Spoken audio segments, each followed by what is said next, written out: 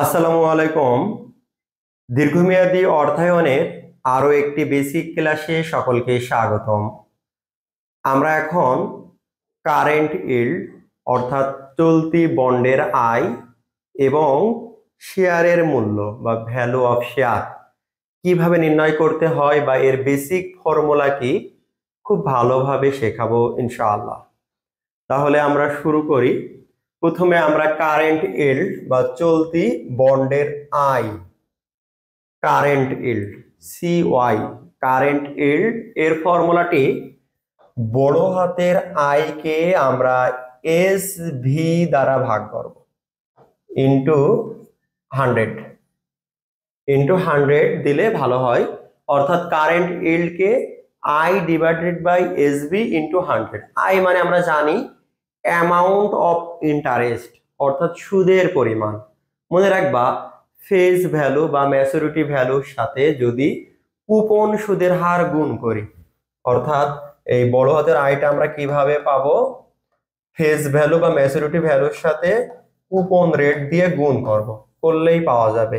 আর sales value তো আমাদের কোশ্চেনে দেওয়াই থাকে, জাস্ট এটা ক্যালকুলেশন করে যে মানটা পাবো এটাকেই বলা হয় কারেন্ট ইল্ড অর্থাৎ চলতি বন্ডের হার।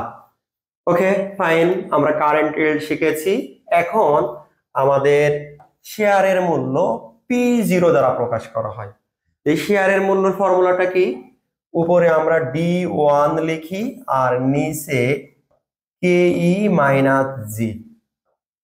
তো এই যে অংশটা, এই D1 থেকে আমাদের ডিভিডেন্ড, KE থেকে কস্ট অফ ইকুইটি আর জি থেকে গ্রোথ রেট। তবে এই ক্ষেত্রে আমাদের D1 এরও কিন্তু ফর্মুলা আছে। D1 সমান সমান D0 1 প্লাস জি, এই ফর্মুলাটি মনে রাখতে হবে। D0 মানে প্রাথমিক যে লভ্যাংশ থাকে তার সাথে যদি 1 প্লাস জি অর্থাৎ গ্রোথ রেট গুণ করি তাহলে আমরা D1 পাবো। তাহলে D1 কে KE মাইনাস জি দ্বারা ভাগ করে যে মানটা পাবো ওই অংশটাকেই বলা হচ্ছে শেয়ারের মূল্য।